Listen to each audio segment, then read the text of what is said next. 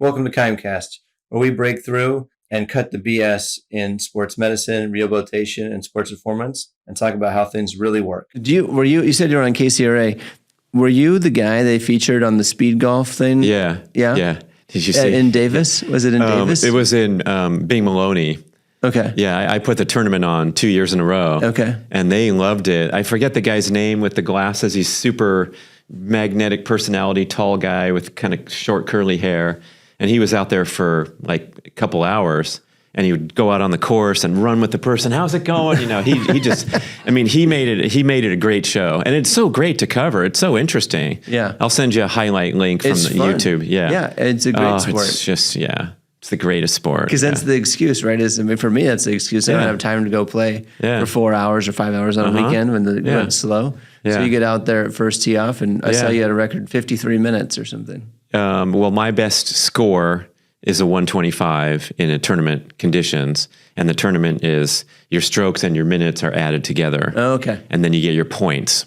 So you say, how'd you do? Oh, I was 125. Oh, that's terrible golf score, you know, but that was a 78 in 47 minutes in a legit 6,000 yard course. So like you're moving. Yeah. And it's a very like Zen sport, because you have to be in the flow and you can't like get analytical like golfers do to their detriment. Sure. You're just going. And if you hit a bad shot, you better forget it and go get the ball, man, because the clock's on. You can't like berate yourself. Yeah, you got two scores to deal with. Yeah. So two sports to deal with, exactly, yeah. As you're running to the ball, are you looking to see, okay, where's my best angle from here? And you're kind of planning your shot at that point?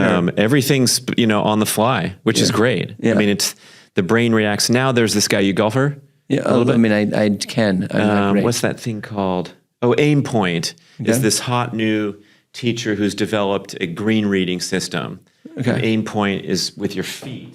You stand. You see guys on the tour doing this. They stand, like straddle their ball, and they feel. Oh yeah. Break. Okay. Because there's brain research showing, like our proprioception. It comes from the ground. Sure. Yeah. When you first set foot on a green, you're reading the green by walking around. Right. Yeah, so okay. Now these guys walk back and they walk forth and they walk back. The pros. Yeah. But the idea that when you first set foot on the green, that's your first read and probably your best. And the worst is listening to your buddy who plays there more than you and says, "Oh, this hole's really fast." Yeah. Or like everything breaks toward the mountain. Have you heard that playing golf with or in people? Hawaii, or breaks towards the ocean. Yeah. It's complete bullshit. Yeah. It's like, but everyone thinks, trust that. No. Trust your feet. I totally agree with that. I've always been that style of like just get up and like take a quick look and take your shot, but sitting around thinking about it. Is this like you listen to Mark Bell Power Project podcast? I know Mark Bell. Yeah, I haven't listened to it, but I know him. Yeah. You go on there and they start talking and they're joking and making. Usually it's like dick jokes and all that, and you don't realize, but they're rolling. Yeah, right. Yeah. So I was just wondering, like, have we been rolling this whole time? Yeah. Well, we record. Yeah, for sure. So if there's some highlights, we can use it at different times. Yeah. It's so funny. Yeah. But the worst part is like getting to know you like today, and meeting you for the first time. I think there's so much authentic like exchange that's usually really good. Yeah. And if we try to do all that up front and then be like, okay, let's record it, then it can get kind of like dry. I love it, man. So I think it's better to just be candid. And like all the, the more the layers come off, like as a host of my own show. Yeah. You're trying to put on a show and like a nervous early podcaster would be like, welcome and thank you all listeners for being here and listening to my show. And today we're going to cover, and like, if the more you can get to just go. Hey, you know what I was thinking about today? Yeah. What kind of bullshit it is that our country is the number 37 in life expectancy. Right. What? It's a much better statistic to start with. Yeah. Absolutely. Yeah. Well, good. Okay. We can officially kick it off then. So Kearns is he's pronounced the correct. Name. Yeah. All right. Awesome. All right. Welcome to KIMEcast. Tony Mikwa. Special guest today, Brad Kearns. Great to have you, Brad. Oh my gosh, it's great to be here in this wonderful studio. I hope you're watching with this great production quality, but if you're listening, same thing. Our voices sound so wonderful. Wonderful. And the KIMEcast, I love that name, man. Cool. Catchy. Thanks, Brad. Who thought of that? I did. Yeah, you just came up with it one day? Yeah, you know, I mean, everything's got the same name for us, so we keep it simple. Yeah. But we believe in the name. Like, so Kime, the name is... it's a Japanese translation, maximizing your body's power and efficiency. Oh, is that so? Yeah. Oh, so okay. like the idea would be like, let's put it all together. So yeah, compliments the company. I just love the sprinter on the logo. Yeah. Yeah. You gotta be running. And, I was, like yourself. Yeah. And Dr. Jonathan, one of your greatest trainers, oh, man. We were describing, some of the exercises to help me because I strained my hip flexor doing block starts. Yeah. And he pulls the logo out. Yeah. And he goes, no, look at this guy. That's triple extension. You see that guy? And I'm like, yeah, that's great form on the logo. Yeah. Yeah. Yeah. That's the acceleration angle right there. That's acceleration angle. Love it. Yeah. Coming out of the blocks. So you've got quite an athletic history as a current masters athlete, 400-meter runner, and the high jump. Yeah. Yeah, it's pretty diverse. I mean, because when I was a kid, like many kids, I dreamed of being a professional athlete. I grew up in Los Angeles, and I played flag football in the park and basketball and all the sports, And then I got to this huge public high school called Taft High School in LA, and I was probably going to play quarterback on football and play point on the basketball team, and whatever else came around. And you go to first day of school, and you go down to the football tryouts and you walk out there and you're like, me and my friend went, JB, and we were arguing on the way there who was going to be quarterback and who was going to be wide receiver because we were so legendary at the stupid little park flag football. Yes, indeed. And then we see these guys come out. They've already been practicing all summer. We didn't know. And they're in pads and we're like, oh my God, those varsity guys are giant. Whoa, they're huge. And then we find out, no, that is the Frosh Soft team. And the coach like, what do you guys want? We're standing there. And I go, I want to know where the cross country team tryouts are. And he's like, down to the lower field, down the steps, around the corner. So that started my running career in high school because that's one way to do it. Yeah, the landing point for guys that are too small. I was 5'5", 115 in 10th grade. Yeah. And that wasn't going to cut it for, Taft was city champions in basketball when I was there. Well, they've been legit. I think they had a good run in the last decade, I think, at a football state championship or something. They've sent a lot of guys to the NFL. Malcolm Smith, Super Bowl MVP. They got a lot of guys in the NBA. Jordan Farmer. Yeah. They had 2 guys drafted back-to-back in the first round of the NBA draft from the same high school. Probably never happened before. Spencer Dinwiddie's still playing at all-star level. Oh, yeah. Quincy Watts was our star in track and field. He was younger than me, but he won Olympic gold medal. Yeah. So it was great growing up in big urban area where the competition is, so gnarly because first of all, it pushes you to be your best. Oh, yeah. But secondly, I think some of these small fish, big fish in a small pond, your ego might get involved at certain times. And that's always a bad deal. And I remember, I competed really well in high school and I got really serious about endurance running, and I was 12th in the National Junior Olympic Finals when I was 16 years old. I got 9th in the state championships in the mile in California, which is a big accomplishment. Yeah, and then I remember that summer after I graduated, I went to an all-comers track meet. And, I'm just going to watch, but my friends are in the stands like, come on, dude, but take your sweats off, throw down, man. Let's see what the state level guy can do. I'm like, okay, I'll do it. So I ran in the 2 mile, and this kid in Levi's 501s and high tops ran with me the entire way and out sprinted me at the end. And I'm like, what the heck, man? And he was just a kid. Yeah. I'm like, what's your name? And his name was Benito Cruz, and he was LA City champion and ran in the college level. And he was only in 10th grade or something. And he didn't have the right clothes, whatever. But there's always someone out there ready to kick your ass, no matter how high and mighty you rise in your career. No, that's in California, it's like a large country, right? I mean, it has so many people in the state. That's right. If you do anything well here, win a state championship, get to the regionals, it's a big deal. Yeah, it's different than when you hear a lot of people talk about back in the day, and I was meeting my neighbors up in Nevada, and she said, yeah, my son was the state champion in the 2 mile. And I'm like, you're kidding, that big guy that I just met, that's, what are you talking about? Yeah. And I always look up people, because now, when all the talking starts, I just go on to Google and find out, what did you really shoot? What is your real handicap, whatever. And he was the state champ in the small schools running, 11:45 in the 2 mile, which is a decent time for a girl. Sure. But there's always, there's a lot of states out there where it might not be like California. Yeah, exactly. Like the whole state together might have a meet the size of a regional meet or something. Yeah, that's right. A league. Yeah. It's unbelievable. Yeah.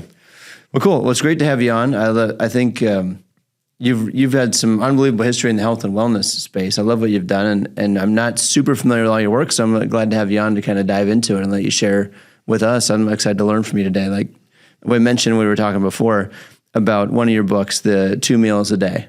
Yeah. Can you tell me the premise of that and where that comes from? Or yeah, I guess we should start with, I mentioned that I became a triathlete after running in college or after in high school. I went to college. I thought I was going to be a Division I runner, and I was, so excited about it. And I kept getting injured and sick over and over and bombing out at UC Santa Barbara. Right. And so that led to, finding the sport of triathlon.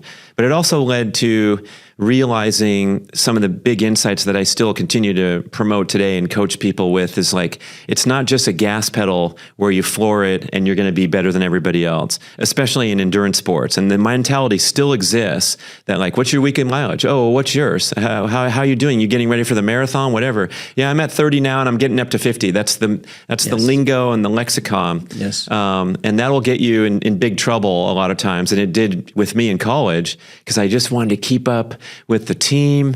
And I remember the first day of practice, the coach says, well, welcome. There's 24 of you here. Thanks for coming out for cross country. And there's seven guys that make the traveling squad. You guys will get the uniforms and the free shoes, and we get to go to other schools and stay in a hotel and have fun. And then the rest of you will stay home, and I'll see if I can get you into some home meets if it's not too crowded. Sure. And so you're like looking around going, all right, well, I got to smoke most of these guys and make the top 7. Right. So every workout was super competitive, and then you just leave all your juice in the training ground. So I had to kind of teach myself, especially back then, coach myself in this new sport of triathlon. I finally just said, forget this with the running. It's not happening. And that was interesting because it was the beginning of the sport too. This was the mid 80s. Yeah. And I loved it so much. I did pretty well to begin with when I was in college, going to the races. And then I had this great tragedy occur in my life when around age 21, which was I graduated from college and then had to go to 21's early. What are you doing? No, 20. Sorry. I rushed through there. Man. I was going to get my degree and go to law school. And then I changed my mind. But I got a job as a staff accountant for the world's largest accounting firm. It's called KPMG now. Yes, indeed, yeah. And so I went from hanging out at the beach and riding my bike all day and training for a triathlon to wearing a suit and tie and going to downtown LA. And so the career lasted 11 weeks. Yeah, that's a change. Yeah, it was rough. That's a change. Everyone around me too, like, everyone's got their place and their journey they're on. Yeah. They were just riveted by the employee orientation week. And then the next week was like your first job and you're going to be assigned somewhere. And I'm like, oh crap, there's a lot of traffic getting to City of Commerce. That's going to suck, but everyone else loved it because it was a prestigious job. And I studied really hard in college to get this job. Yeah. But I felt immediately like this isn't my thing. I gotta get out. It felt like jail. Yeah. Oh, it was rough. Yeah. And so I announced my retirement after 11 and a half weeks. and I told the boss man, I said, where are you going? Did you get an offer? Have you been headhunted already? Yeah, exactly. And I said, no, I'm going to be a pro triathlete. And he goes, okay, good luck to you. And he said, I want you to know something. Your job's always here waiting for you. And I was so touched by that gesture. And I told my friend, you know what my boss said when I announced my retirement, when I was leaving, he said I could have my job anytime. He goes, dude, of course you can have your job anytime because they spent 9 of those weeks training your ass. They didn't get anything no production out of you. Yeah. So they want you back anytime. And they know you're going to bomb out with this stupid thing and come back with your tail between your legs. Yeah, because they're in the hole already. The motivation was so freaking high. As soon as I left that tall building, I got on my bike the next day. I pedaled 100 miles. I hadn't been biking for months. It was pretty rough, but I was like opening up to the freedom and to the passion of like pursuing my journey. And I appreciated like every moment of it. So I reference this story. It's important because I was super process oriented. I wasn't pressured or feeling like the ego demands or things when you become a prominent athlete and you have to wrestle with your, your mentality. Right. I was just out there pushing my body every day and exploring, how to improve my technique and my competency in the 3 events. And I'd go to the races and I'd get smoked by the real pros and I'd get 17th. But last week I got 21st. So I was so positive about it because I did improve my swim time from 4 minutes behind to 3.5. There was always something positive to look forward to. Yeah. And so I kept going to all these races and, just messing around in the back of the pack. And then I kept getting fitter and fitter and I could feel it in training. And like, it was just such this amazing feeling. Nobody knew who I was. I had no sponsors. I was just in my zone, and I went to this huge race at the end of my first year as a rookie, and it was the showdown between the two top-ranked guys in the world, one of them undefeated in a special race of long-distance biathlon. Yeah. And I went out there and I did my own pace, of course. I was excited to see who was going to win up in front because the media was all, who's going to be, the showdown finally occurs, you know? Yeah. And I was 24th out of 27 professionals after the first run. It's a 10K run, 38-mile bike, 10K run. Okay. Long day out in the desert in Palm Springs. Yes, indeed. It gets hot. 2 runs, It gets windy. These guys were jamming that first run at high speed, and I'm way in the back. And then I just pedaled at a great effort because my fitness was really good. Came out to the second run, the media truck's following me, and I'm like, hey, how far behind am I? And they're like, what do you mean? You're it. We're following you. You're the leader. The other guys had bombed out. One was in a ditch in the middle of the desert because he just cramped and just, took his bike off the road and he was cooked. Yeah. I never saw him. Yeah. And so I won this huge race. It was considered the biggest upset ever in multi-sport because today, it's never going to happen again, so it'll stay on the books forever because there's not going to be some kid who's 21 who's coming in and racing the top guys. Everything's more sophisticated, you know. But at that time, like I was sneaky, getting better and better with this process-oriented approach for the pure love of the sport, and that was the great, breakthrough in my life and my career. I crossed the finish line and they asked me 2 questions. One was like, what's your name? And 2, did you complete the entire course? And I'm like, yeah, thanks a lot. I did indeed. Yeah. I love that about like the running events, whether it be like track or triathlon or some of these things. I think that it's unbelievably competitive. There's so much participation now, everybody's doing it, but I think it's a tough mind game. So I think it's really great for the mind to train to make your own PR. I was just talking about that with Russ the other day. His daughter's doing really well in some early track stuff. And I was like, the biggest problem with track, the hardest thing I think is that it's just you against the environment. There's no defense, Yeah. So it's you against you. So if you can get the mindset of like, hey, better, over time, like consistently improve yourself. Because unfortunately you are going to meet some people that are going to come in and just be like elite at it and, have some genetic components that might wipe the floor with you, But if you say, hey, I'm getting better and the training's making a difference in your own life and you can see that your work is improving, like I think it's a huge thing, but it's a really tough mind thing. At the other end of the sport, like going to the Olympics and stuff with some track athletes, it's tough when you walk up, I knew we'd make the final when I was working with Steph and we throwing the discus. I knew we'd make the final. That was what we were planning on doing. Stephanie Brown, Stephanie Brown drafted. We get there and it's like, man, like I know we can throw at 67 meters, but those girls threw at 71. Like there's no chance in hell we're throwing at 71 today. Yeah. Yeah. And so it's like, we're getting 5th. Yeah. I don't know how to pump you up for this one. Yeah. If we were playing hoops or something, it'd be like, hey, defensively, let's do this strategy. Yeah. Like we can maybe get the edge, we could take advantage in this way. But it's like, man, how do we motivate for this situation? But in her mind as well, she's like, well, that's the furthest I've ever thrown it. So it's a win for me. And it's like, that, you're right. Like that's unbelievable. Yeah. Which it is. And I think that's a really healthy mindset. And I think we're programmed by society, culture, social media to think like, grind it out and then crush the competition. Right. And if you believe in yourself, and the real athletes who are the most confident are so reasonable and sensible, and they speak the truth. And so people think that Jakob Ingebrigtsen is really cocky and he's a trash talker. And I'm like, no, he's just, you just ask him a question. He says he's been training at the highest level and he's ready to break the world record and he's the best runner in the world. And it's no joke, but when he was 16 and he was hoping to come up, he says, I'm the best 16-year-old runner in the world. I'm certain of that. I'm going to compete in the European Championship final, but I know my place. And all the rest of that, the Aussies say the bullshit stops when the flag drops, and then you just see how you race. And when you keep competing at that high level, you have inherent respect for your competitors. And so there's none of this trash talking that seems to be, it's everywhere today, and it seems silly, Yep. Yeah. Absolutely. Agreed. It's like, it's okay to compliment your competitor. It doesn't mean that you're going to lose your edge next time to say they race really well and I got my butt kicked and I'm now 4 seconds slower than the best guy and I'm going to go work on it. Why don't you just say that instead of make excuses, do whatever? Yeah. Totally. Yeah. So you're saying that your approach is really process oriented. And I assume that when I'm at my best and like I should continue, like the moral of that story is I won the big race. All of a sudden, my phone's ringing off the hook. I'm getting sponsors. I'm getting media. They had a showdown, a rematch. It was a 3-race series. So then there's another race in January, and the same people. I reported that I was 24th out of 27 pros on the first run last time. So I go out on the second time, and I look around, and there's like a dozen guys following my pace instead of going off. But that race, I won by an even bigger margin. I was just super fit, and it was just the greatest race of my life, even better than the previous one. And so now I like established myself as an actual, not a flash in the pan or this crazy fluke upset, but now it's like, okay, this guy's, he's one of the best guys. He's proven it and all that.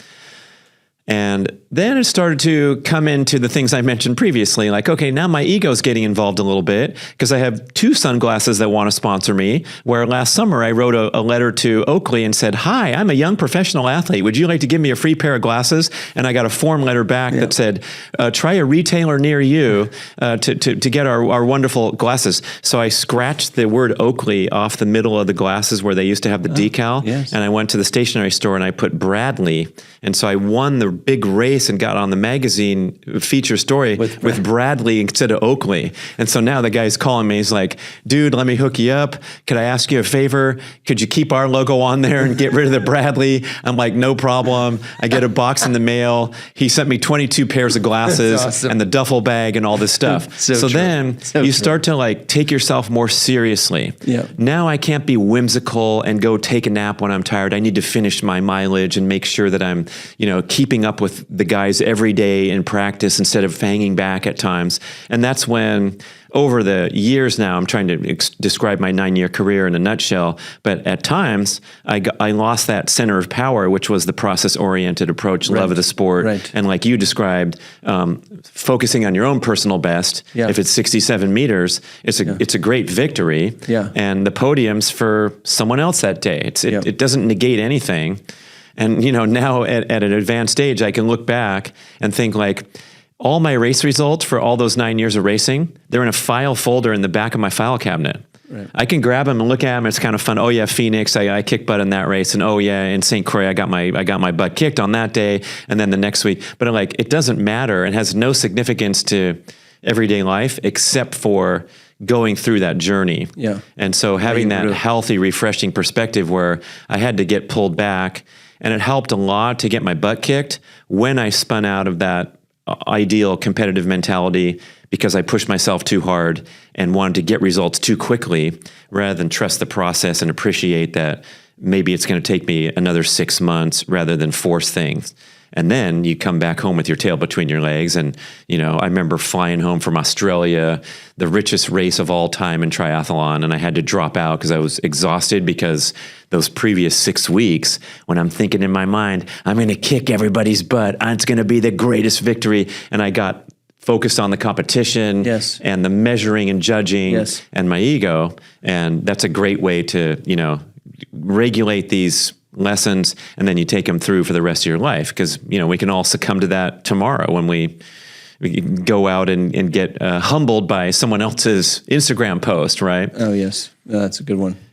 Did you feel like in that example of when you had not your peak performance, I assume, when you got caught up with the ego and got caught up with like the competition, do you think that was affected the way that you trained and prepared for that race? Or did it just affect you like mentally that day where that stress or that challenge mentally really have inhibited the performance? Yeah, good question. I think in other sports, it's definitely you get in your head. I mean, I'm a competitive golfer too, speed golfer, and you get your mind in your own way and become your worst enemy for sure.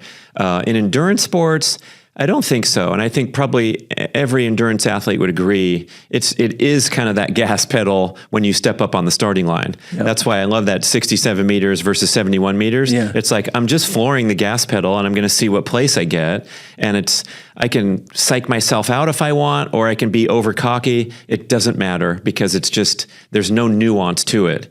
But the basketball player on the free throw line who has been struggling in the playoffs and he's shooting 67%, normally 82% in the regular season, he's looking at that rim, and there's all kinds of performance variables. There's a lot of chatter going on as well. Yeah, this is yesterday was the situation. Yesterday was the Masters, Rory McIlroy. Yes. And a lot of people rooting for him because he's been the greatest golfer for so long, hasn't won a major in 10 years. Yeah. Hit it stiff on 17 for that birdie. All he has to do is par 18 and he wins the Masters, and then he gags it for his approach shot. Oh, man. He misses a short putt, and I'm like, okay, I know what this guy's feeling right now. Yeah. And then he came through in the clutch again on the playoff hole. Got it. And like every athlete can relate to that so much. Yeah. But I will distinguish endurance sports, or perhaps even like, I don't know, 400 meters or 100 meters Usain Bolt, you can choke and false start, but like mainly it's like some of these sports are just pure physical. The powerlifting championships, step up on the bar, it's going to lift or it's going to not.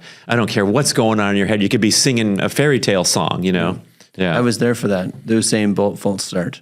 Oh, that's rough. Daegu. That was in Daegu, Korea. It was unbelievable. Yeah. I mean, we're there. I'm like at the finish line, like the whole. I mean, there's 80,000 plus in the stadium, and the place is just on fire.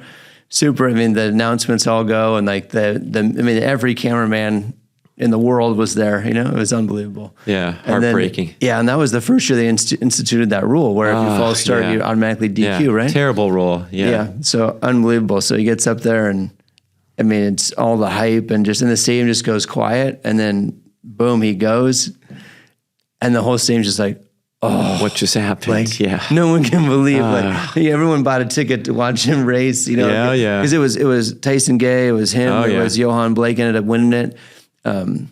Asafa Powell was in that race as well. I mean, they were the fastest guys we've ever seen, right? Yeah. 5 or 6 of the fastest guys on the planet of all time. Yeah. Like, it was unbelievable. Yeah. And then his last time he raced was 9.54. So everyone's like, are we going to see another world record? Yeah. Are we going to see this like amazing thing? Yeah. And false started. Oh my gosh. It happens to the best, man. It's brutal. Yeah. I'm glad I didn't buy a ticket. I would have been so mad if I had bought the ticket. Like $100. You never know. Yeah. Yeah. It was unbelievable. I'll probably never forget it. If he'd ran 9.63 and won it, I probably would be like, whatever. Right, but the fact that he false started probably made it a historical occasion, and I don't like those rules. Don't get me started on track and field rules, but it's like, why is the sport not growing more in America? Some of it's the stupid rules and the things they're doing to try to. I don't understand. Like Devin Allen, this great hurdler, he was also a football player. He false started. I'm doing air quotes on camera in the World Championships in the 110 hurdles because they have this new rule that you can't have a faster than 0.10 reaction time to the gun because the human's not capable of reacting that fast. Okay. And he hit 0.09. And so it's super reasonable to think that he just got a really great reaction time to the gun. They booted him out for not false starting. It was not a false start. Wow. And I'm like, let's get sensible here and think like, if someone wants to anticipate the gun, they're going to false start 97 times out of 100. Yeah. Let the fool do it, because no one that good in the world finals is going to mess around. They're going to listen for the gun and go. Yeah. So it's like, that was heartbreaking. That's tough. Yeah, I hadn't heard that. That's tough. Oof. Yeah. Brutal. Anyway, so I was talking about, you asked me about a book that I wrote. So we'll get there. Nutrition. Yeah. So I had that 9-year career on the pro triathlon circuit coming right out of the high-rise accounting firm. And that was a great dream. Going back to Taft High School when I was dreaming of being the quarterback or the basketball player, I got to kind of live out that fantasy of focusing on something so intently with all my heart and soul every single day. And it's definitely a phase of life. I wouldn't recommend doing it for 24 years in a row, but it was nice to, I ate, I slept for half of my life during my career. I was asleep for half the time. Nice. So I slept 10 hours every night and a 2-hour nap every afternoon for sure because of all that hard training. Yeah. And then I'd wake up and have to do one more workout. And that was a tough wake up, like from, 4 to 6 or 2 to 4. And then I'd have to go swim or do one more thing, even though I was dead tired and all that. So you're going for the max. I think that's a great statement. I think people don't really realize like how much work training for the triathlon is. Like, even if you're doing it at an amateur level, much less doing it at a pro level. Yeah. I mean, you're talking 8 hours a day, like actually doing activity. I mean, you're biking for 3 to 4. If you count all the KIME physical therapy protocols that I have to follow to not get injured, absolutely, yeah. Yeah. And then, so maybe it's like 4 to 6 hours of actual training, and then it's body recovery. Obviously, food is a big part of your day. And then, and then you got to sleep to recover. It's an amazing commitment. I think anyone with a full-time job and I think we have an important distinction to make here, because when you have all those other stress factors in your life, all forms of stress have the same response in the body. Yes. Hans Selye, the stress response. Agreed. And so these triathletes who are mixing it in with family life and work life, it's really, really difficult. And it counts in the same side of the scales of justice balance scale as the training. Yes. And so what I discovered when I was able to dedicate my life to competing as a triathlete is that I moved everything at a more leisurely pace. And all the other athletes did too. So you go down to San Diego, which was like training hotbed, and big packs would ride together and then go to the swimming pool and fill up several lanes. So there may be like 20 guys, but we'd swim a workout that was an hour's worth of hard work. And then we'd go sit in the jacuzzi for 20 minutes and talk trash and relax, and then get out and go eat something and sit at the cafe, and then go pedal our bicycles for another 2 hours, and then go home and take that nap. And so the clock's ticking, but the poor guy who was in lane 7, he rushed over there on a work break, jumped in, swam the 4,000 meters, hits the showers, his hair's still wet, he's chomping a burrito on the drive back to the office, and then getting back and getting slammed with calls and missed emails or whatever. So that was the point where you could see it wasn't like the training volume and I'd ride this many miles and I swim so far and I run so far. It was, I've created a lifestyle that's optimized for performance and recovery. So what does that mean for the average guy? It means you got to tone everything down and spend more time in parasympathetic, stimulating behaviors, mobility, flexibility, prehab, all that stuff that you guys talk about so much on your show and in real life. Kelly Starrett, you know him, the author and all that. He says that endurance athletes in particular should dedicate 25% of their training time to prehab, rehab, mobility, flexibility. So if you're running for an hour, you should run for 45 and do 15 minutes of leg swings and toe touches and whatever dynamic stretches. But no one does that because they only have an hour and they want to get the most work in. That's what we find from our perspective for sure. Is if I see someone's a runner, most of the time the reason why they run is because it's easy. They don't need any equipment. They got their shoes, right? They can do it in the morning. They can travel for work and they can do it, anywhere in the world. So it's an easy fitness routine. And typically people, they like to be outside and they like to be out in the environment, and all of that is relaxing and a big part of the experience. And so when they see a strength coach, or they see a performance coach, or see a PT, it's hey, well, you should do these things. And usually they're incorporated into go inside, go into a gym, do these things. It's the nature of that person. They don't want to do that. And they don't have the time to do that. So I do as best I can to try to give them a bridge to be to that point, hey, these are things you can do. When you're out and about, these are things you can do before and after your run that are effective. But I think it's absolutely right. Someone who's working and they're just trying to squeeze it in, one, they don't have the recipe to have enough recovery stuff or take care of their body to get right. And then two, I'm a big fan of the idea of stress and cumulative stress and the impact that has on the body, wherever it comes from. Whether it comes from stress from the training, whether it comes from stress from work, stress from finance or relationships, or whatever it might be stemming from, all of that's going to have the same negative impact on the body. You always hear oh, well, the sport's 90% mental. And I'm no, it's not. It's 100% physical. And as you get in better and better shape, you increase your confidence and you improve your mental processing and things like that. But what percent here can we dedicate to, being a healthy, functional, stress balanced human? That's the massive chunk. And people don't talk about that enough. That's a great perspective. You do hear that a lot. That's an age-old saying, right? Sports. Yeah, that's clearly not. I used to hang out a lot with Lance Armstrong because he was a pro triathlete back when he was a teenager before he became a professional cyclist. Okay. And I was several years older than him. So, we'd hang out with this young kid who would kick our butt and was destined for tremendous greatness. And the scandals and the controversy aside, he is one of the greatest endurance athletes of all time. Unbelievable. Let's not forget that he won those 7 Tours de France with entire 198-person field doped off their asses, including him, which he lied about. Too bad. But like, if the sport really was clean, he would have won by 20 minutes instead of 2.5 or 7 or 5 because he was incredibly genetically gifted. He trained with great focus and precision. And I wrote a book about him. It's called How Lance Does It. And I talked about his success factors and interviewed him and asked him questions. And one of the great answers, very, very, flippant type of guy as people probably get from some of the videos and the documentaries. But I said, tell me about your mental training processes and techniques that you engage in, before important races. And he says, I'm not into that stuff at all. Yeah. He goes, my thing is like, I do the work necessary and I prepare as best I can. And then whatever happens, I'm not afraid to lose, nor am I afraid to win. Yep. And these words have great significance because there are a lot of elite athletes that have a fear of victory, fear of success, because they no longer have something to scrape up against and strive for and struggle for. And so they limit themselves. They have like this perceived ceiling in their peak performance potential.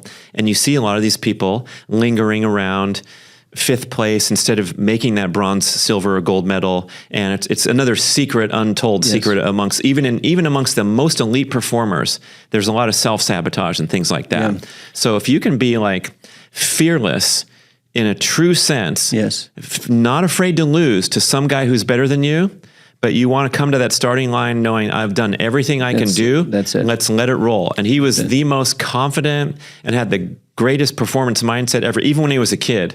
Like he'd just be like, we'd be pedaling to a race start, triathletes going from the hotel on our bikes down to the waterfront and ready to go through the day. And I remember one time we were running late because he insisted on stopping at a bagel store to get a bagel before this big triathlon event in Canada. And I'm like, come on, man, you're throwing off my routine. I'm getting stressed and tense about it. And he looks over at me. He's got the bagel in his mouth. He takes it out. He goes, hey, BK. He goes, let's kick some ass today, man.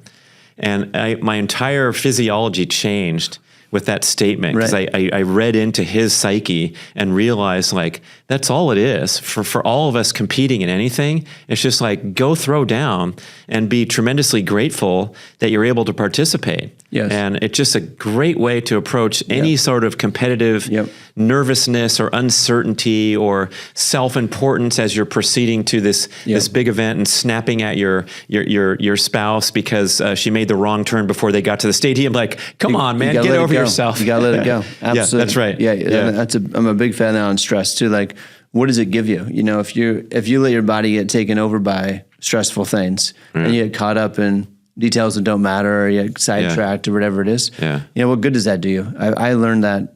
Fortunately, I learned that a few times in my life at a younger age, mostly around academia, where I would be super stressed about like doing well or a test or my performance on that.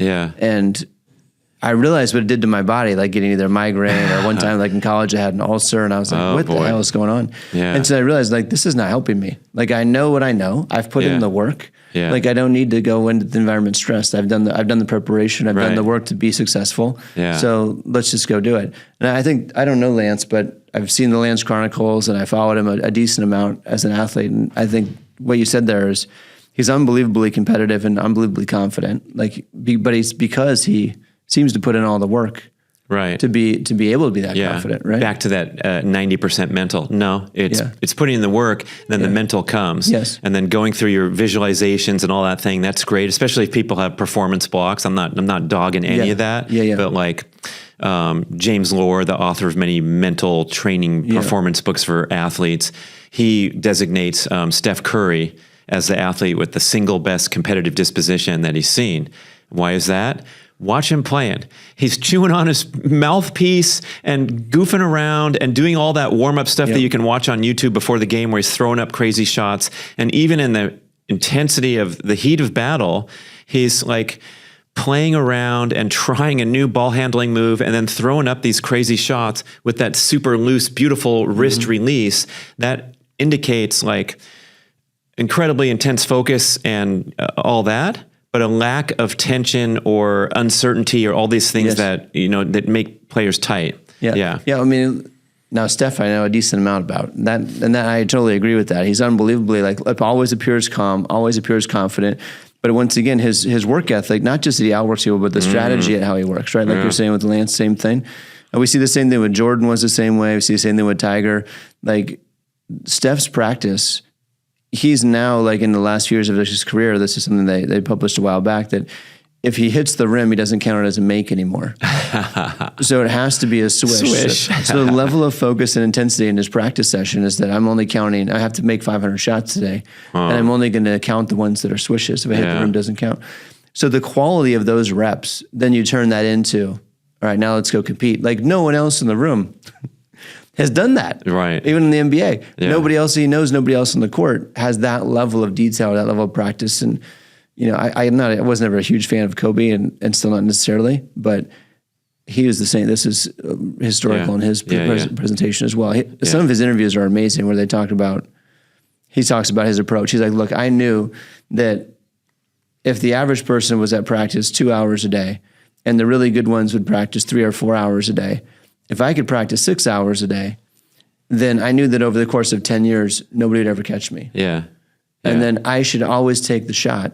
Because I've put in more work than anybody else. Yeah. And I only trust myself to do it because I've practiced 10,000 more hours than the next guy because I've been doing this for 10 years, for 2 hours a day more than you have, so you can never catch me. Yeah. And it's an amazing...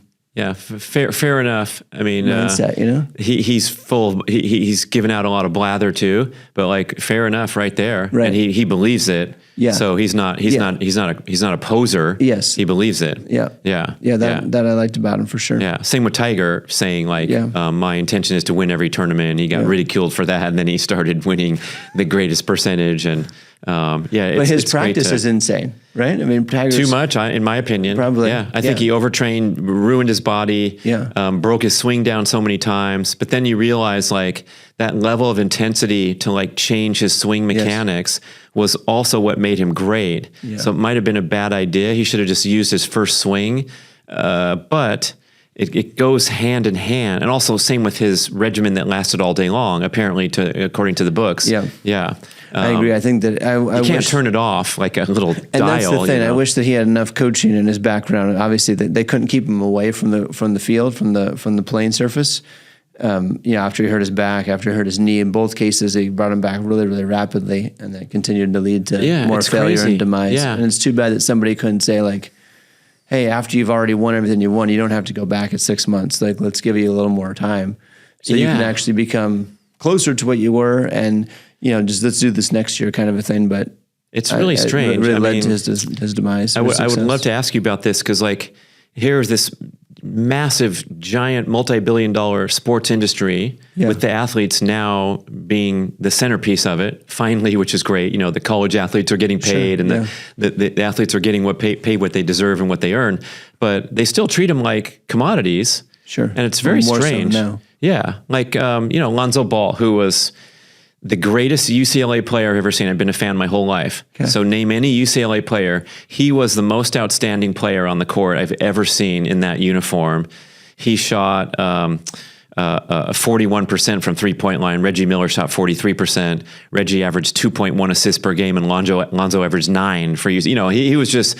And here's this guy. Then he had all these knee things. Yeah. And like they're doing knee surgery, and he's back 30 days later. I'm like, what are you doing with this multi-million-dollar economic asset? It makes no sense as an owner. I see no reason, but these guys are continually rushed back into because they don't want to miss the first round of the playoffs. Well, who cares? He's hobbled on a half knee. Why don't you be sensible and look at a long-term career path? Steph Curry almost was destroyed with those ankle injuries in his first few years as an athlete. He too struggled as well. Yeah. It's a great question. I think without a very good answer, other than the fact that I would say from a business standpoint, because pro sports is definitely a business. If you look at history, and it's very, very public because you can, see their records and such. Yeah. It's very, very rare that let's call it a club or a team has perennial success beyond like a 5 to 10 year run. So like the Patriots were a good example for us in our lifetimes, in the last from 2005 to like 2015, like with Brady and Belichick and whoever else they seemed to put on the team, it didn't matter, right? Mm-hmm. But they would just dominate, and you could guarantee that they'd be a Super Bowl contender every year, maybe much like the Kansas City Chiefs are right now. Yeah. Right? 5 out of the last 5 years they've been in the Super Bowl, which is absolutely insane. Wow, right? To have that stat like that. So yeah, they have to protect Patrick. And now that Travis Kelce's career is kind of starting to wind down and coming to an end, like there's some concern of how long they can go. So this is where the call it ego, call it greed. Like when you have some guys that could potentially get you to that tier. Yeah. And that when you're there, you're only going to have a 5 to maybe 10 year run at the best, but more likely like a 3 to 5 year run probably. Then you want to get all of them on the court as fast as you can. But it leads to tremendous problems. I think like the Warriors had it. Like Steph's run with the Warriors was a tremendous run. They had, I think 3 world championships out of like a 5 or 6 year run. Now they ran into LeBron a few times and had some trouble there, but who was on his own path. But now you see like the chance of the Warriors to do it again with the roster is now decimated. Now Clay is gone. Draymond's getting older. Steph's kind of moving out of his prime potentially. Now the owners are like, all right, like that opportunity we had. I'm a Warriors fan, so growing up a Warriors fan like in the 80s, it was like amazing, right? And then we went 30 years, and I don't know if we won a game. Right. Like the Kings. Thank you very much. Kings, yeah. And then we end up with Steph and Draymond and Clay, and all of a sudden we can't lose. It's like, well, let's put that gas pedal down, Yeah. So that's one of the reasons I've never wanted to work with a pro team is I think that decision-wise in the medical field, you're very, if we both work for the GM, if I'm the PT and I work for the GM, and then the player works for the GM, he gets paid $5 million and I get paid, $100,000. Yeah, right. I don't know. Your voice, hey, I'm going to slam my fist. I'm going to put down my fist on this one, guys. Yeah. Excuse me? It puts you in a very tough situation to really be able to execute. So. Yeah.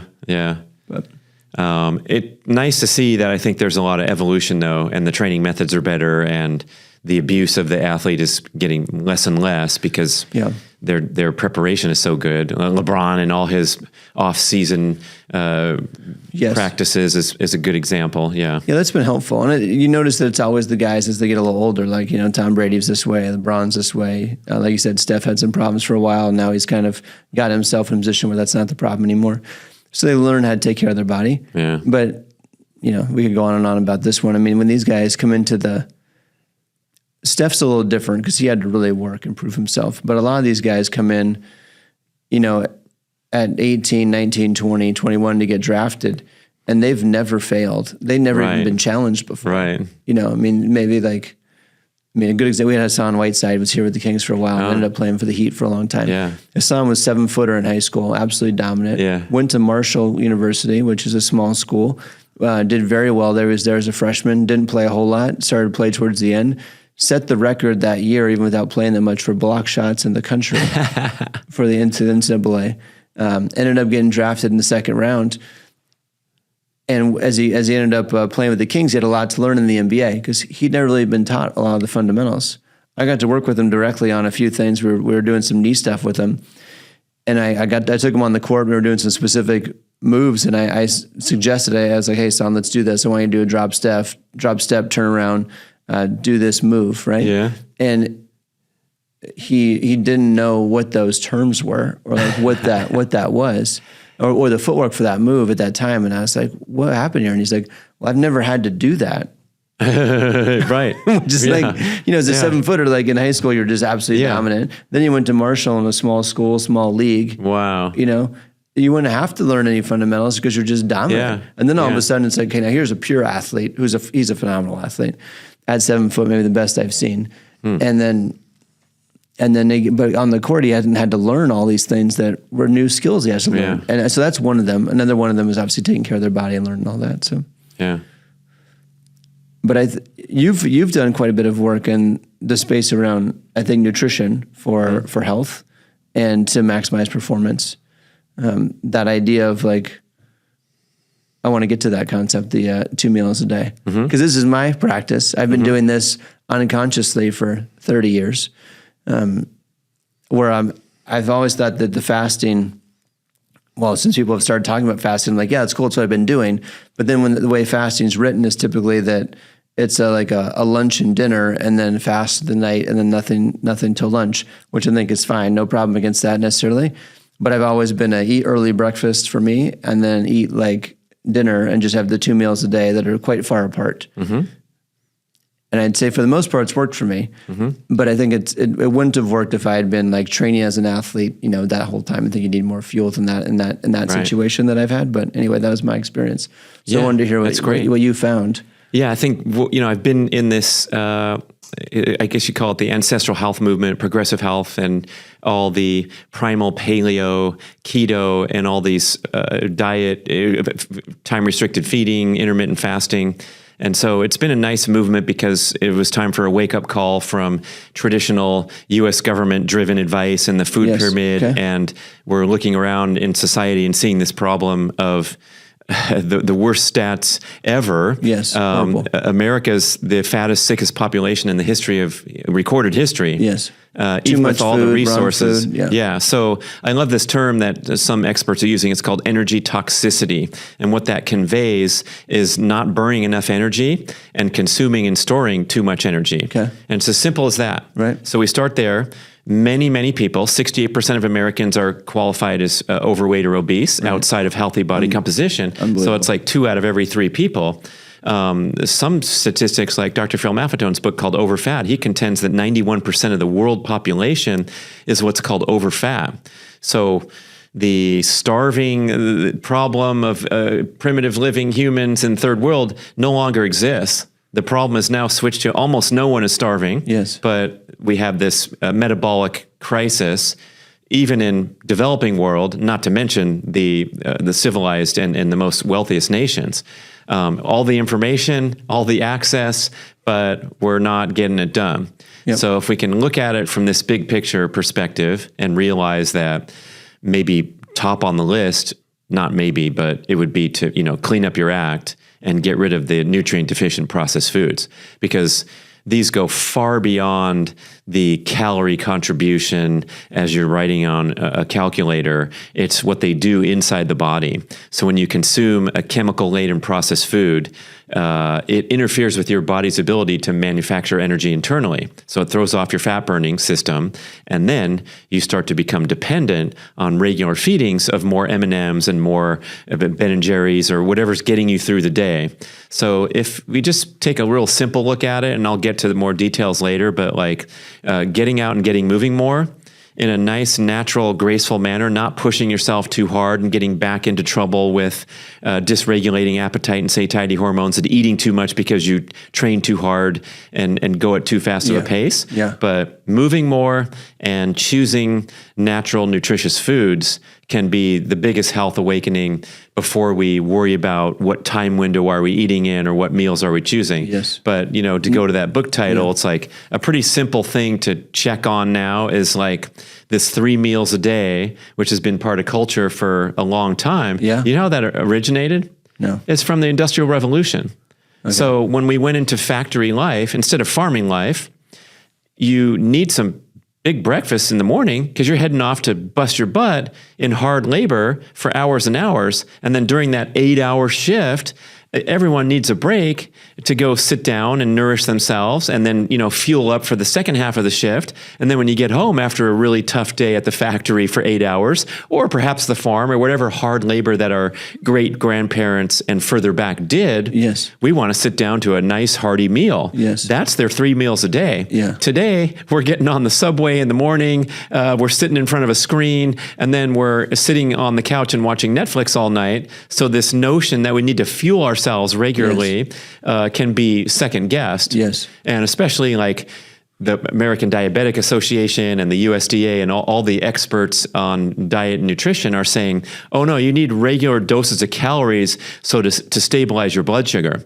So now the ancestral health message comes in like, guess what? We went for 2.5 million years not sure if we would get food one day or not. Yes. We have very elegant mechanisms how we can stabilize our energy and blood sugar. It's called accessing and burning stored body fat. It's called making ketones in those extreme examples. And so some of this modern day nonsense that you need to have 4 snacks and 3 meals can be, recalibrated here to say, look, if you fuel yourself with good nutritious food and perhaps even just honor your natural appetite and eat to satiety, and eat when at time periods and in a pattern that works for you, like you've just figured out, you like breakfast, dinner, that's great. Some people like to fast until midday and then go and take a break from work and go have lunch and then have another meal. Yeah. All that stuff's all good, but it first we need to examine your food choices. And so, of course, we get into more details in all the books that we've written, starting with the Primal Blueprint and many others.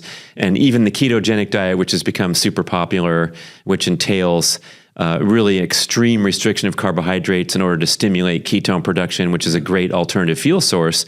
This can be life-changing for many, many people. That's why it became so popular. Right. But it's not a mandatory, lifelong restriction and intense devotion to some specific diet. It's more about learning how the body works and realizing like fasting can be healthy in most circumstances if the person is adapted and doing a fast that's a reasonable duration. And a lot of people are so in such big trouble from metabolic dysfunction, from consuming chemical-laden, nutrient-deficient processed foods, that the first step is like, don't go into the gym and slam it with a personal trainer. Don't sign up for a running club. Yeah. Just start walking around your neighborhood more and eating nutritious foods and taking baby steps toward being what we call metabolic flexibility, is where you can fast easily one day, the next day you can go have a Sunday brunch buffet, and then the next day, recalibrate into whatever works for you, and it doesn't have to be this regimentation. Yeah. Oh, I love it. So true. I mean, that's what I think as well. It's authentic, right? If you think about, like you said, ancestry ideas of how we were built, how we survived for years. Yeah. I think we eat way too much. People have this obsession with food. And I don't mean that like just the obese, who they have to eat. I'm talking about as a culture, food is really in everything we do, as well as alcohol is in so many things that we do socially. So everything's built around it. And I think it's the wrong approach to it. If we look at food as a fuel and then how much you actually need is very, very little in comparison to what is preached or what's served or all those variables. I mean, here's the thing. Our appetite and satiety and hormonal mechanisms are so finely tuned that if we simply cleaned up our diet and ate nutrient-dense, delicious foods, we would eat the exact optimal amount of calories that we need. And you can raise your hand out there if you've eaten too many omelets at the omelet bar and felt terrible after the brunch, or I had too many steaks last night and now I feel discouraged and I can't follow my diet. It's just non-existent because we feel a tremendous sense of satiety, and the brain gets those signals and turns off. There's hormones coming from the stomach, CCK and ghrelin, and these are the hunger hormones or the satiety hormones.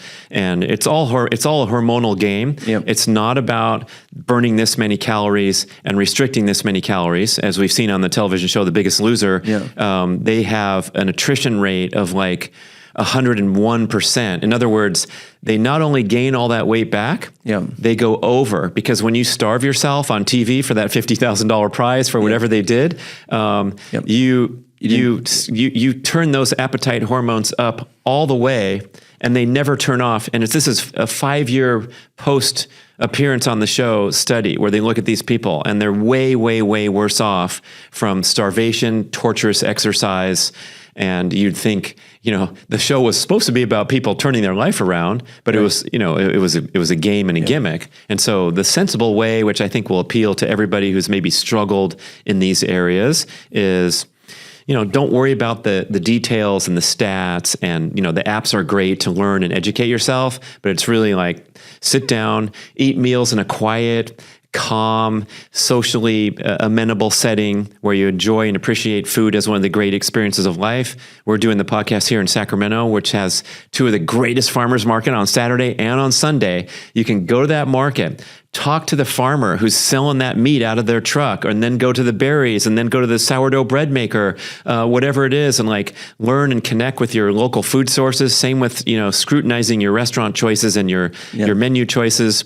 I went to my mom's senior living community where she just moved, and they had beautiful Sunday brunch and the omelet bar, and the guy's got the bottle of canola oil to squirt on the grill to make your omelet. I'm like, dude, can you use butter instead of that? The most toxic thing that we consume in the modern food supply is refined industrial seed oils. Yeah. And by the way, you're killing all these old people with that stuff. It's known to science. There's tremendous research coming out now that like the seed oil is the main culprit for insulin resistance.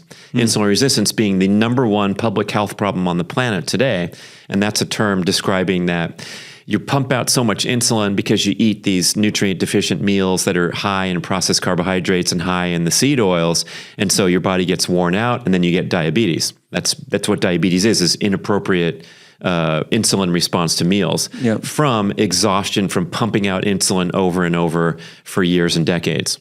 In an inappropriate food source. Yeah, it all starts with that. I mean, there is no incidence of these types of diseases in ancestral times, and that's why the paleo model or the ancestral model is so powerful.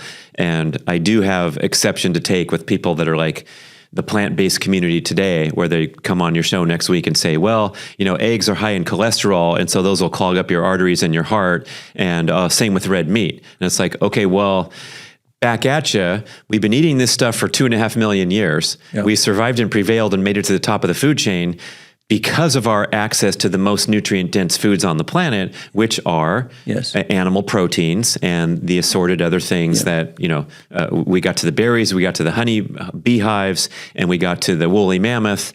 And the woolly mammoth represents a 3 million calorie score for the clan ranging from 20 to 50 people.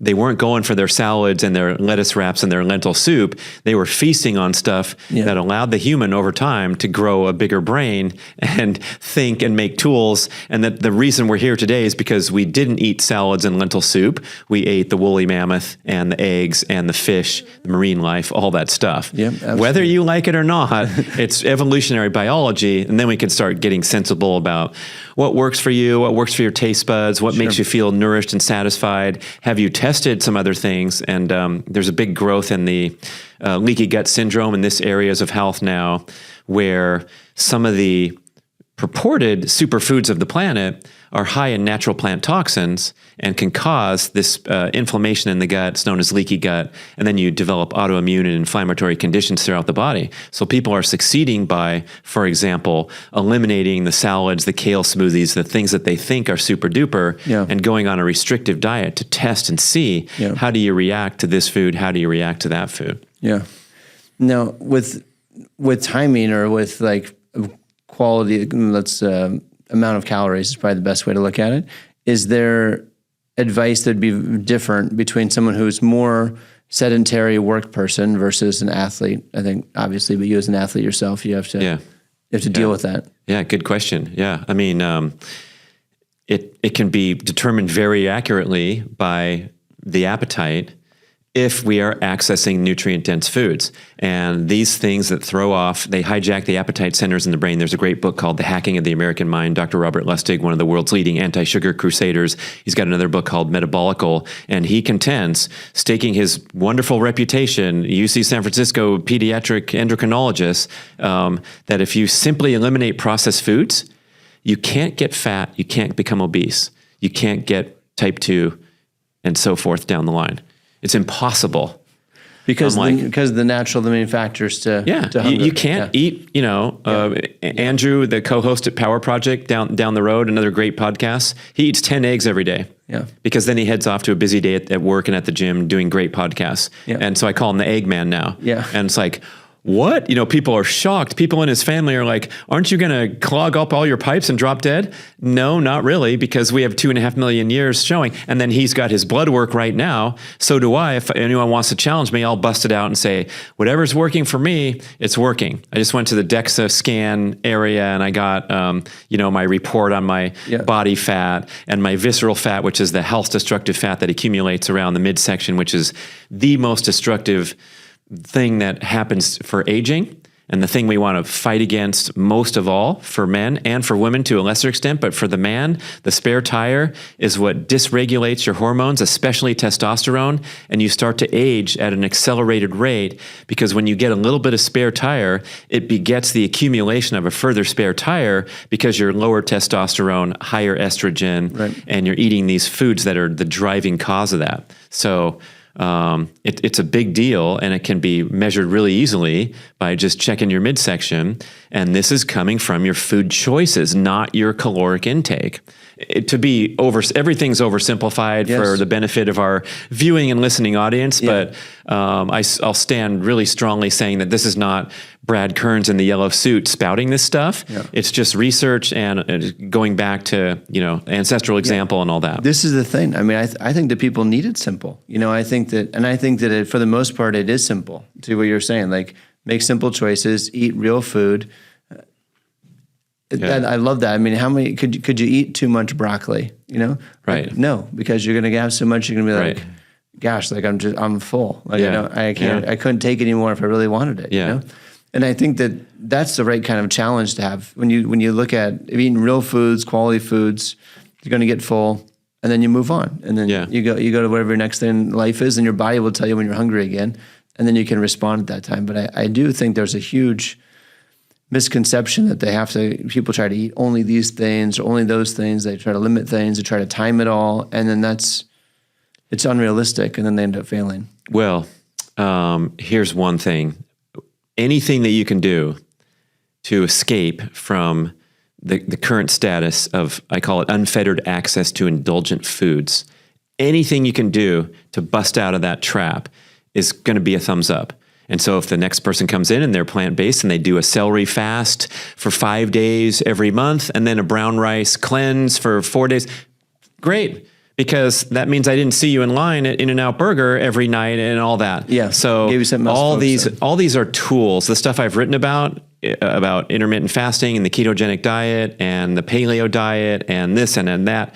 It's just awakening to the idea that something's wrong. Yeah. And I want to make some changes. I want to pick better foods, and I'm going to go on a 2 meals a day thing now, or I'm going to go on a 3 meals a day that are smaller and more sensible because I'm not super starving, because I don't go from breakfast to dinner. Some people, it's troublesome for them.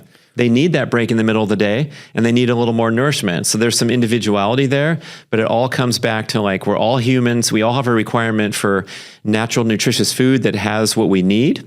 If you're vegan, plant-based, you're systematically restricting most of the most nutritious food, but you can still do it. And I podcast with my old friend, Rip Esselstyn, Plant Strong podcasts. And, he's plant-based. He's written many books and has great success with his followers.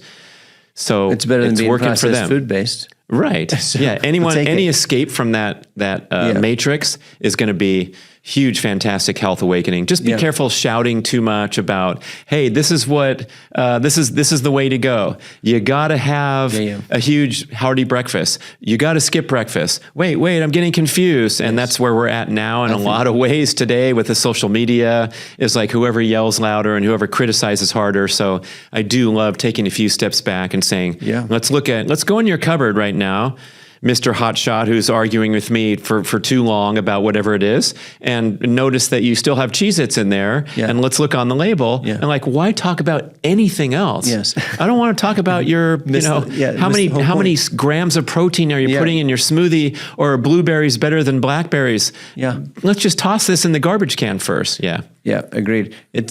Russ and I did this thing. We're trying to help out some of the gym and our fitness members that come to us. All of our locations are inside gyms. So they have obviously members that are there with an intent to lose weight and be healthier. So we wanted to put nutrition as one of the concepts in like the assessment process, right? And then I think that there's all kinds of things here, like, do a food log, which I think is painstaking, but it does increase awareness to your point more than anything probably. Blah, blah, blah, all these different ways to do it. Maybe we thought about even like a questionnaire, like, do you understand that this food is, That's not great. good and this food is like good? Multiple choice. Yeah. Like, can you rank them and stuff like that, Yeah. But what we ended up landing on is like, what, the only thing that would actually matter. So we got to a point of like, let's do the grocery receipt. Take a picture of the grocery receipt and submit that to us, and then we'll grade it, right? And then we're like, they're going to lie. They're going to do like, excuse me, miss, can I borrow your receipt? Yeah. Thank you. I'll I need I'll take a picture and give it back to you. I need 2 separate transactions. I'm going to put all the processed food in this transaction, and then all my whole foods in this transaction. Cash or card? Well, cash for these and card for these. Yeah. Exactly. But to our surprise, people still submitted the receipt with the crap on it. We're like, wow, what are you doing? Like, not to, so that was us. That spurred us to like, do you not know that's a bad choice? Did you not know that the licorice was not on the right menu? So that was interesting. But anyways, then we ended up landing. We're like, what? This is forget it's too hard. All we need is a picture. Just give us a picture of the inside of your fridge and a picture of your pantry, and that's all we'll know from that information where you stand. Wow, that's a great idea. I love that. But then you still have to analyze it, so that didn't really work. Sure. That's hard. With AI, we could probably do a lot better now. But right. At any rate, I think what your point there is, what's in your resource log, what's in your fridge, what's in your pantry, what are your choices? And if you filled those with bad choices, well, you didn't give yourself a lot of time for success. And the diet habits are not in a vacuum either. So we have our lifestyle circumstances and how much sleep we're getting. The research is really strong connecting lack of sleep to insulin resistance or a temporary spike in insulin resistance. In other words, when you miss, I think it was like a single night of sleep down to 4 hours instead of whatever normal, they become insulin resistant in one night. Of course, they're going to turn things around. And this was like healthy college subjects. But one night of sleep will toast you in terms of your metabolic health. Yeah. I think that, and then alcohol fits into that category as well. I think you see the impact of alcohol is 2-3 days easily, and in some cases more than that for people. I think I was talking. It's great to hear on people I'm talking to lately, as far as just patients that I'm seeing. They're like, I haven't drank in this period of time, or I don't drink anymore. It's a lot less than it was. And they say things like, I realized that I was drinking, or if I had a drink, it would affect me for like 2-3 days, affect my sleep. My resting heart rate was up 10 beats. I'm like, like we've been talking about this. And people are feeling it and being aware. And I think that's tremendous. Yeah. I heard the wine industry is really struggling over the last. I know. It seems like, I have a curated exposure to social media and all that, but it seems like trashing alcohol is really cool now, which is amazing because it's taken a while. And I'm a non-drinker, so I have great appreciation for the role it plays in culture and the positive aspects of, my wife's a wine connoisseur and she's a member of the wine club. We go to the wine tasting. I'm the driver, so it really works out great. Yeah.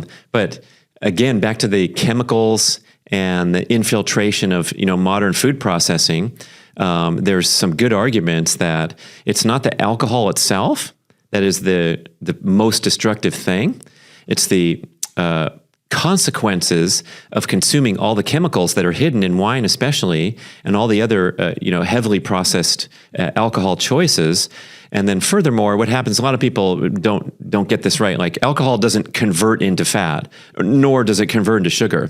Alcohol, it converts in the bloodstream to ethanol and it's burned immediately because it's poison. That's why you get the buzz. So when you drink alcohol, the burning of all other calories is put on temporary hold because we got to bust this drink out of our system or we're going to literally die, right? So the consequence is you burn the alcohol, everything else is put into storage.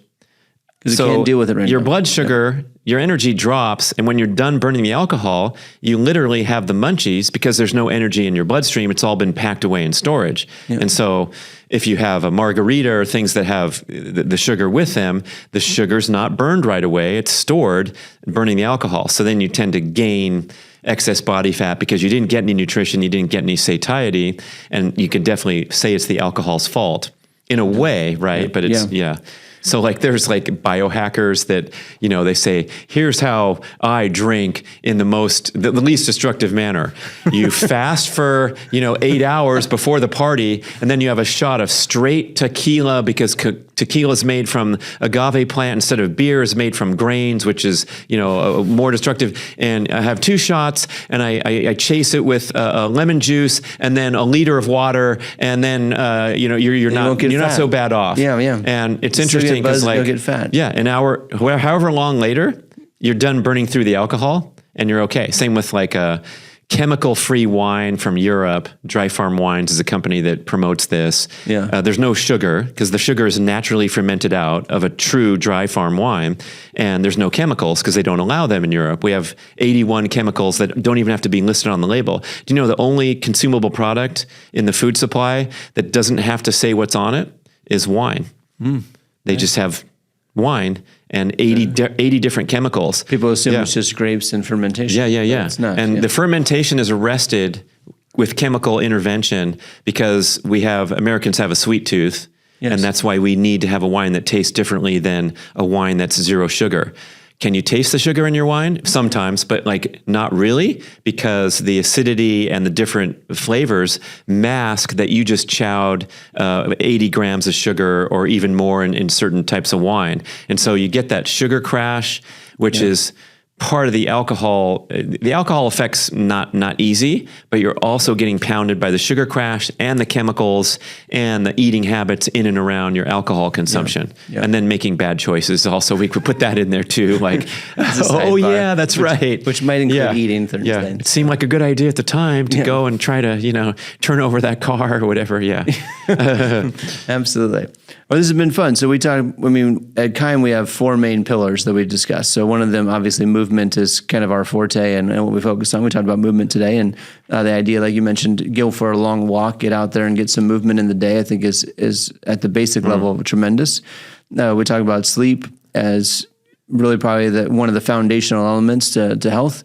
The research is overwhelmingly strong here. They get 7 hours plus of sleep. We mentioned that several times in this episode, and then discussing the nutrition, getting good food, healthy food, so they can power the body and fuel it effectively, was there. And then we talked about managing stress, which I think is one of the another foundational element to set everything well, to be able to be well. We've found in practice that if someone has any 2 of those pillars that are a little bit off or out of line, if you will, the odds that they end up seeing us for like a musculoskeletal pain or condition is very, very high. It's very, very rare that I see somebody that doesn't have at least 2 of them offline. Wow. Unless they had something traumatic, like they, were playing basketball and rolled their ankle or, tore their ACL or something. Yeah. But if they're just living and they got back pain and they don't know why they got it, always at least 2 of those 4 pillars will be off. So that's our anecdotal approach to all of this stuff mattering. Yeah. And I think, to your point, the body's an unbelievable machine of what it can do and tolerate if we give it a chance to let it run the course, let it do it. But we try to infiltrate it and we try to do too much. And in that case, we kind of over medicate the mechanisms or we try to over prescribe the mechanisms. And I feel like we lose our way. We got to let the body do what it does. So. Love it, man. And you guys are doing great stuff at Kime. I'm a happy patient, and it's been such a great awakening for me, like we were talking about before we hit record, because injuries are a natural consequence of pushing hard, especially in the older age groups, I'm finding out. Yeah. But I was always socialized to think like, okay, you get injured, it's a bummer, you have to rest, you have to stop. And especially connecting with Dr. Jonathan Sandberg at Kime in Sacramento here, there was no stopping. It was like, get to work and get that body stronger. If you're getting strong, you can't go wrong. That's what he keeps telling me when I try to wimp out and say, my foot feels a little strained and hot today. Should I back off? No, do 2 more sets and then come see me for the next exercise. Yeah. And I don't think the culture has really embraced that yet. Everyone thinks it's like rest, medication, and a steady decline into old age where, those little fables where they say, in your 20s, you're playing pickup basketball, in in your 30s, you're playing Frisbee. In your 40s, it's golf. In your 50s, it's darts. And then you finally go to lawn bowling. It was like, what a terrible idea to put in your head. But it's so true that we just kind of, we narrow. And it's a lot of that's like blamed on injuries. Yes. Yeah. And okay, fine. You got tackled bad and you landed wrong on your shoulder 37 years ago. So what, man? Yes. Can you pull the band and do 12 of these? Yep. Oh, you can't? Then let's get you back into Kime and work harder. There's a lot of thought on that a lot of the problems we're seeing could be orthopedic injuries mismanaged at a younger age, where you got hurt playing a sport in high school or running or whatever it was. And then now you can't run. And then even if you went to some version of rehab or had some sort of intervention, if you never got back to running again, well, that leads you much more closer to what you just described. Like you're eliminating things. You're more of a sedentary lifestyle. You're getting less and less and less. Yeah. And opposite of what you're doing, which is you've expanded your athletic endeavors. So like, well, where can I find ways to compete at a world level? Being number one in the world in the 400. I think it's whoever you are and wherever you were back in the day. And even if you're not a competitive person, I think it's super important in life that we always have something to strive for that scares us a bit, that puts us out of our comfort zone, and also keeps us focused. So whatever the goal it is, and it might be some people like, well, next summer my friend invited me to climb the highest peak in our state, and so I better start training now. Yeah. And thinking of that looming peak, months ahead. And if we don't have that, boy, I think it's another regression, not just physically, but also in our mentality, to where we're just going to watch the NFL for 9 hours on Sunday now. Yeah. Even though back in the day, before my shoulder injury, I was going to get a D1 full ride, but it all fell apart. You were on the path. Yeah. Right up until you showed up for practice. Yeah, that's right.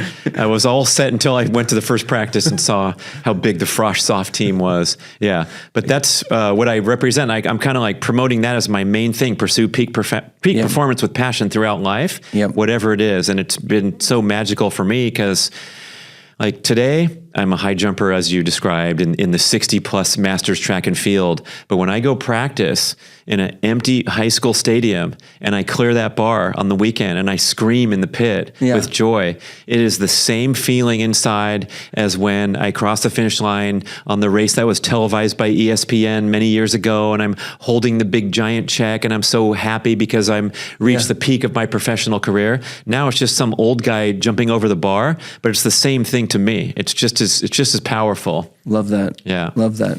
I think that's so important. Setting goals, chasing them, seeing what you could accomplish. And the body is amazing. Brad, so how do our viewers find you? You've got a podcast. Yeah, I have the B-Rad podcast, and maybe we'll get you on there sometime. And we can flip-flop. I know Dr. Jonathan's, we're going to do a show with him and talk about my rehab and what he's all about there. Yeah. So you can find that wherever you like to consume podcasts. I have a website called bradkearns.com, and love to connect with people and get the message and see how I can help. Just like you, we're just putting it out there, man. We're trying. Love it, man. I love your energy. I love your vision of where you're taking it. Information you're sharing is great stuff. So you guys check out Brad's stuff. I appreciate you coming on today, man. Thank you very so much. It's been fun. Thanks for listening and watching, everybody. Yeah. Thanks for watching KIMEcast. Let's catch you guys on the next one.